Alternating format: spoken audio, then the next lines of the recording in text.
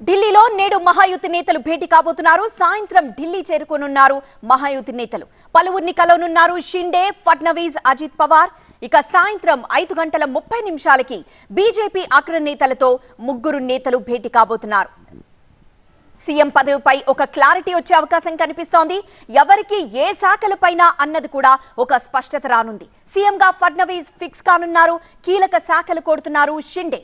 Deputy CM పదవి కోరుతున్నారు అజిత్ పవార్.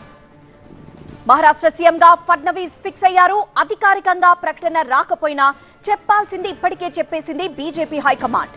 అయితే ఈ నిర్ణయంపై ఎలాంటి విమర్శలు రాకుండా చూసుకునేందుకు మిత్రపక్షాల్ని బుజ్జగించేందుకు టైం తీసుకుంటోంది. ఈ రోజు ఢిల్లీలో మహాయుతి నేతలు కీలక భేటీ జరగబోతోంది. శంకర్ గారు ఫుడ్ కార్ట్ బిజినెస్ చేస్తూ నెలకి 1,00,000 వరకు సంపాదిస్తున్నారు. మీరు వీరి నుండి ఈ బిజినెస్ గురించి నేర్చుకోవాలా? అయితే ఫ్రీడమ్ యాప్ ని డౌన్లోడ్ చేసుకోండి. సాయంత్రం 4 గంటలకు నేతలు షిండే, ఫడ్నవీస్, అజిత్ పవార్ ఢిల్లీకి చేరుకుంటారు. ఆ తర్వాత ముగ్గురు కలిసి బీఆర్ఎస్ అగ్రనేతలను కలవబోతున్నారు. డెప్యూటీతోనే సరిపెట్టుకోవాల్సి వస్తోంది కాబట్టి కీలక శాఖలాడకాలని షిండే భావిస్తున్నట్లు తెలుస్తోంది.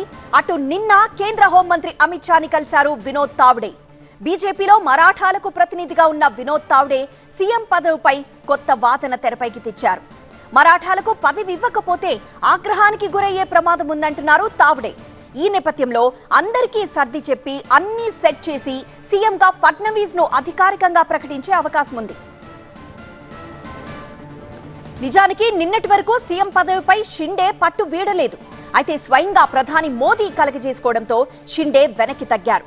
ఫడ్నవీస్ కు దారి ఇచ్చారు. మరో వర్గమైన అజిత్ పవార్ ముందు నుంచి ఫడ్నవీస్ ను సీఎంగా ప్రొజెక్ట్ చేస్తున్నారు. దీంతో ఆయన నుంచి ఎలాంటి ఇబ్బంది రాలేదు.